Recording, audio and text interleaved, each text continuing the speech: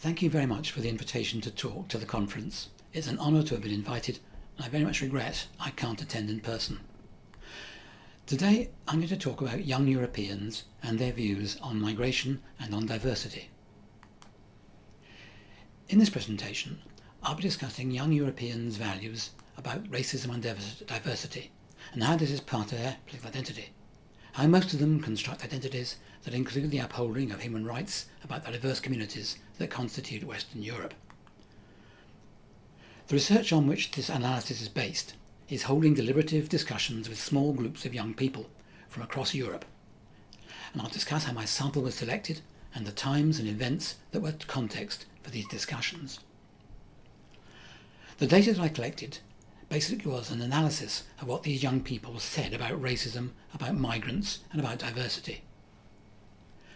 I then move on to an evaluation of their attitudes and the values about diversity and the explanations that they offered me about why they held these views.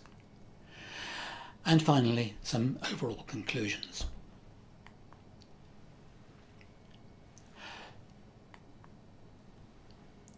The argument I want to put to you is as follows. Young people, between the ages of about 12 and 19, are actively trying to make sense of their political and social worlds and their place within it. They're constructing their political identities. It starts well before these ages, of course. Social identities, whether of political attachment to a particular place or a group, or to ethnicity or nationality, are all social constructs. They have no real existence. They are shared values, shared between the community. And they only work because we understand, or we imagine we understand, what people mean by the terms that we use, and what other people mean by the same terms. But we don't always get the right meanings. We don't always share precisely the same meaning with these terms. I want to examine here how young people between the ages of 12 and 19 create their identities with respect to racism and diversity in their lives, because many Western young Europeans do so in a way that they see as distinguishing themselves from many older people, about whom they see generally to be more racist and more nationalistic. My analysis is based on the argument that young people are not socialised into their identities, are not absorbing ideas from society around them, but they actively construct them from contingent and contextual data around them, using them to establish values and meanings in a process that gives them agency. By contingent, I mean the values and entities that they construct are multiple and are used in particular circumstances, for particular audiences, under particular conditions, and they are therefore contingent on events and circumstances. By contextual, I mean that they also relate to the specific context in which they are articulated. What events are taking place or have taken place recently, who they're talking with and what they think they're talking about, and the culture and the ambience of the location and the society that they're in, and they're expressed in terms of the relationship to the context. So this paper is about how young people perform this process, particularly with reference to their identities as citizens or inhabitants of a location, a country, a state, a nation or a continent, and to their sense of what makes up the society in which they are. Who do they see as we and who as them? It's about how they see themselves in a cosmopolitan, diverse and globalised world, with migrations, diasporas and settlements.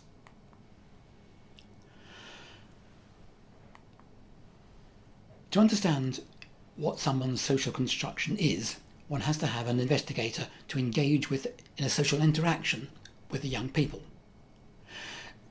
Questionnaires with their predetermined categories don't help very much. We don't want to know how they fit with somebody else's categories, but to discover which categories do they see themselves as relevant to them and to their context. And questions don't help either. People ask questions very often that assume that the questioner is seeking particular answers, particular kinds of information, and they'll provide an answer that they think will fit, or questions that they think will annoy or get rid of the questioner.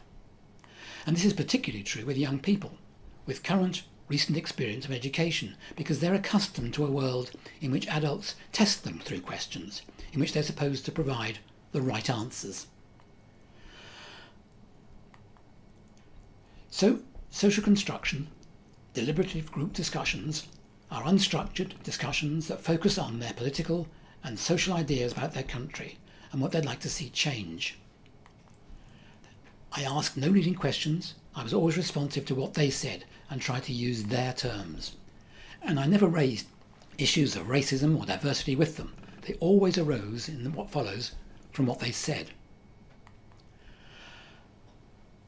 So, I had a colleague in every education I visited who selected 2 schools in different social settings, one middle class, one working class. Each school selected 2 groups of 6 students, about half male, half female, and we discussed matters for about 45 minutes to an hour, and my colleague interpreted where necessary.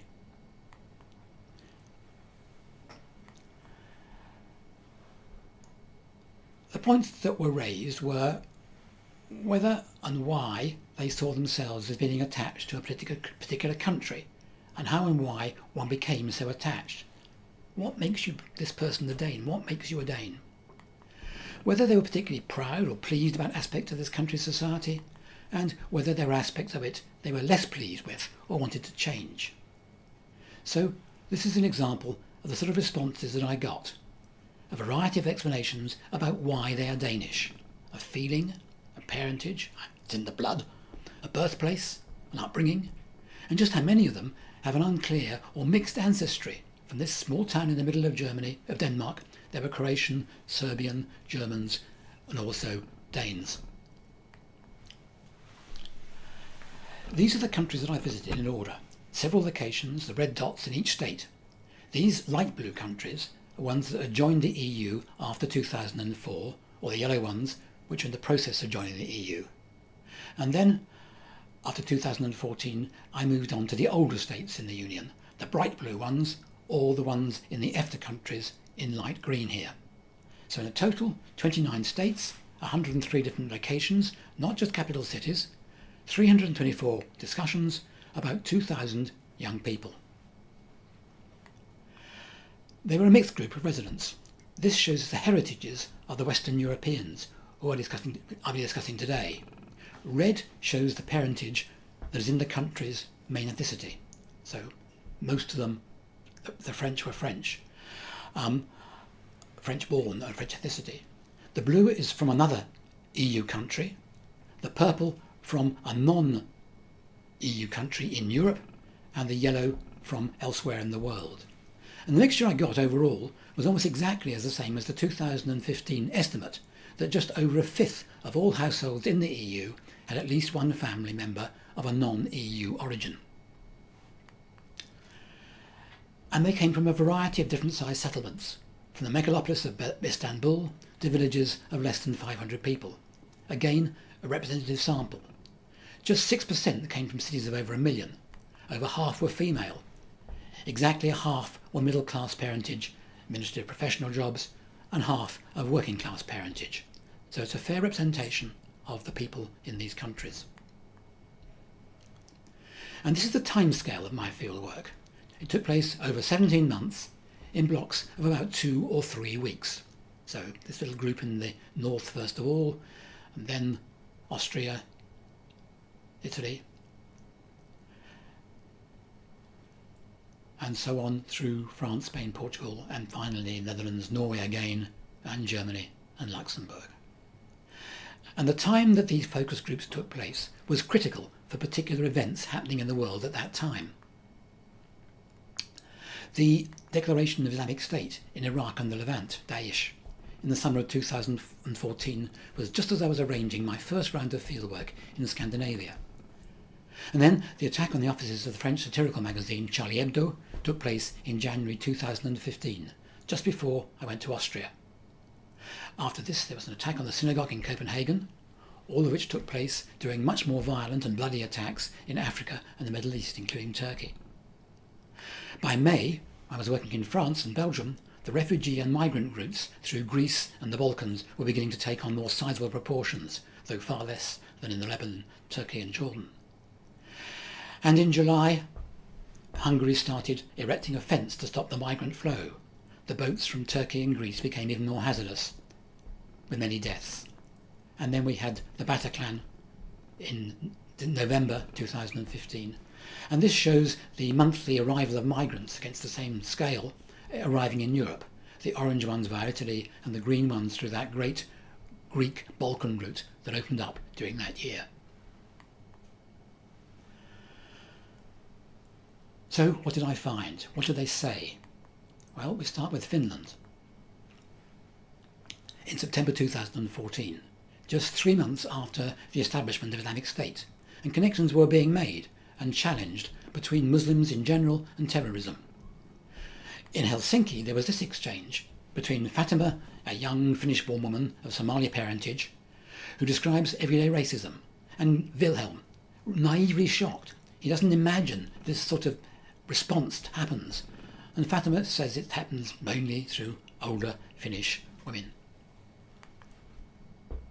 In Norway, a week later, there's a rather different take on terrorism.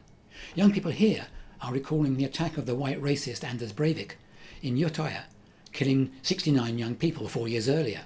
And Lavinda here actually knew many of the people who were there and recalls the sense of national unity. But there were other recollections. Ludvika here remembers that the initial assumption was that any terrorist incident must be Islamic.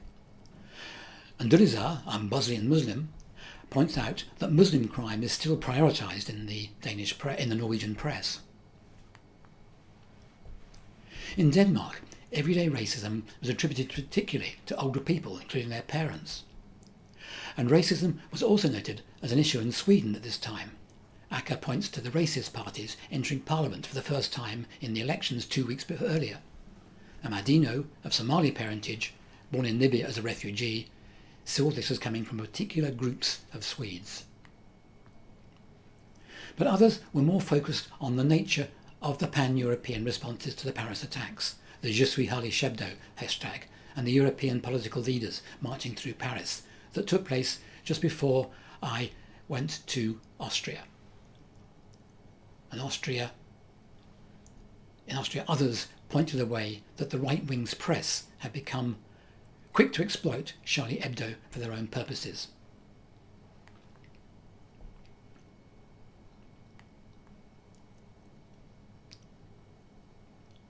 In Switzerland here, the Kick Them Out movement was taking place at that time, and related to getting foreigners to leave the country, and rated by Madeleine here to taking advantage of the Charlie Hebdo situation.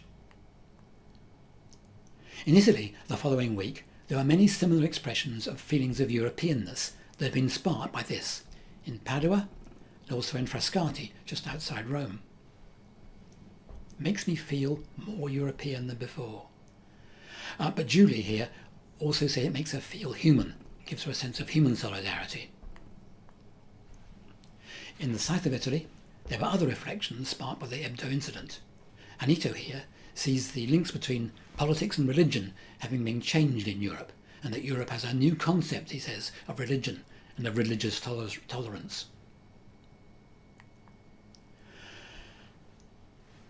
The attack on Copenhagen Synagogue took place just a week after this, and my next fieldwork was concluded in April in Belgium. There were many different views here between the cities and the towns. In Brussels, many young people spoke of the racism that they experienced. And they also discussed the attempts to ban the headscarf, which some saw as hypocritical. But they also spoke of their own respect across the cultures, and explained this on the fact that they grew up together. Small-town Belgium was different. There were some anti-migrant, anti-Muslim sentiments here, and the idea of blocking barriers and borders was raised. This was the time when the so-called Balkan routes for Syrian refugees was beginning to grow, and this shows my discussion, I'm in green there, with two 16-year-old young men in an all-white town. How does it change your culture if they want to build their mosque on our grounds? How does that change your culture? And here we get a very typical colonialist view. They have a normal Christian church. When Belgium had the colonies in Africa, they have the right to build their churches. When migrants come to Belgium, they don't have that same right. In the Netherlands, there is the same urban-rural divide apparent. There was an issue of also who was the real Netherlander citizen, and the concept here of allochthon was common, that only those with 3 generations of Netherlanders were autochthons. So I asked naively that my great-grandfather wasn't born in the UK. Does it mean I'm not British? And I was told to accept this was actually a racial divide in reality, to isolate non-Netherlanders, those of colour or from East Europe. And this kind of distinction is very common in the language in Netherlands and in Poland and in the Czech Republic, very similar words being used there, up to 4 generations. I visited France first in May. In Nantes, in the north, these Muslim students were apprehensive and felt that Muslims were becoming stigmatised as a group. Older people were seen as more conservative, and they were afraid. And there were interesting discussions between those in Lille, between those brought up in the countryside and those in the town. Raised in the city, couldn't be further from what Pascaline said, where she was surprised to find people of colour in her school. In Roubaix, the poorest department in France, young people, French-born, of migrant origin, felt that they were dismissed as paper French, technically French, but not seen as Français de souche, by roots, and there was much official hypocrisy, they said. I visited France again in September, and by this time the refugee flow had dramatically increased. Hungarians announced it would close its front borders to refugees, sealed trucks of dead people were found in Austria, and a single image of a child found. In Paris, the border closures were denounced, and there were several expressions of solidarity. In a small town of less than 5,000 people outside Montpellier, the all-white students were angry about racism and xenophobia in France and in Hungary.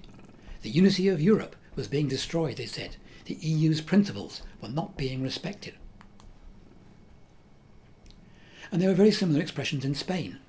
These young people in Segovia welcomed them and saw it as part of their European identity. In Madrid, Jana, here of Syrian descent but Madrid-born, describes the racism she experienced and the work she was doing to help Syrian refugees. And her colleagues spoke too of the border closures and denounced them. In another school, Fabrico spoke of his pride in the Spanish response to the refugees. And this was echoed by Rodrigo in Seville. Parallels were drawn with the refugees from Spain after the Spanish Civil War of the 1930s. Doors were open to us then, they argued, and Sancho said, we have a moral obligation to respond now. Examples were drawn from the daily news. Here, Santi is referring to that very morning's news from Calais on September the 29th. Portuguese young people in Faro also spoke of feeling European because of the EU's response to the refugees. Hungary again singled out as being prejudiced, almost racist, and the assumption that most refugees were terrorists. And again, the older people who were seen as the more prejudiced and racist. My final fieldwork visit was in early 2016. 2 months after 90 people had died and 200 were injured at the Bataclan Theatre in Paris, and a few weeks after the New Year's events in Germany, where there were conflicting accounts of attacks on women by North African migrants that were confusingly reported or not at the time. I returned to Denmark briefly, where the Bataclan events were said to have been leading to a widespread stigmatisation of all Middle Easterners as terrorists. But there was continuing support for refugees, however, though here in Kolding there was a recognition of some resistance in parts of the country. Birgitte here was born in Denmark of Albanian refugee parents, and she contrasted the welcome her parents said that they'd received with the reservations she saw now being shown. Like Jana in Madrid, she too had assisted in welcoming the refugees arrive in Denmark. Germany showed a particularly interesting set of responses. There was generally a welcoming of the attitudes toward refugees and migrants in the population as a whole, and there were a few exceptions to this. These 2 young men in Hanover, for example, were themselves of Greek and Turkish migrant origin, who had come to Germany in the 70s and 80s. But others, here in former East Germany, described their personal and positive experiences of encounters with the refugees in the previous 6 months. Germany showed broadly 4 sets of responses, of reasons about why Germany was so welcoming. First of all, there was the pre-war explanation, the Nazi period. Left a pervading sense of guilt and a need to show that Germany was no longer racist. Secondly, there was the immediate post-war history, when many more migrants, some 10 million, had arrived from Poland and Czechoslovakia as European borders were redrawn in 1945. And many of the families had very clear recollections of the hospitality that had met them and their families at that time. Thirdly, there was a pragmatic response. Germany's ageing population meant that migrants were essential to maintain industry and prosperity, but the dominant set of explanations were about humanistic values, a sense that Europe in general had a capacity and values for human rights that made this the right response. Germany was marked by anti-nationalist feeling, and young people by a distrust of media manipulation about refugees. They were very media savvy.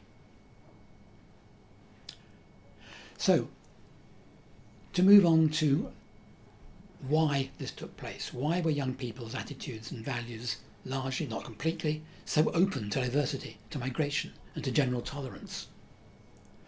One common view that they often put forward was that older people were more racist. They wanted the old days to continue and were averse to change, or were simply racist. They grew up when there weren't many migrants and were not used to them. Older people made migrant jokes, racist jokes, hardly aware that they were being offensive. They were aware of generational change among the migrant communities. Here, Mika in Amsterdam explains this. Third generation, she says, they become fully Dutch, an integrationalist, assimilationist perspective, and racist people were older, less educated. And several of the examples given earlier refer to having grown up in diverse, multiracial areas and to being totally accustomed to fellow students from different backgrounds. I go to school with them, I know them. Here's a particularly telling account from Trolls, who had to move from his current college in a cosmopolitan area from being before in a monocultural area where he had, he said, accepted the media stereotypes of immigrant criminals. 2 years later, his experiences had transformed his views. And these are, I think, comments that seem to endorse Allport's contact theory of how prejudices are reduced. His theory, when first advanced, suggested that 4 particular criteria were necessary. And subsequent meta-analysis suggests that attitudes change only when some of those are present. You don't need to have them all. And that prejudice gradually, generally lessens, not just against the original group, when some of those things happen. And I think we've seen some of that today in some of these examples. Another point was that racist attitudes were also stronger in groups living in the smaller communities, less than 50,000, and weakest in the larger settlements of over 750,000. And there's a distinct correlation between places of those 2 different sizes. So, conclusions. This depends on context. It depends on local experiences, life events. It depends on contingencies. It depends on the wider world, filtered and examined against context. And all of these are developed within the situation of deliberative discussions. They take place when they talk about it. They form opinions, they form views. They do this in the very process of holding these kind of conversations. Thank you for listening to me. I'm happy to answer your questions if you email them to me, and you'll find a great deal more about this in my book I published recently called Finding Political Editors, published by Palgrave. Thank you very much for listening to me, and do contact me with any points that you've got. Thank you.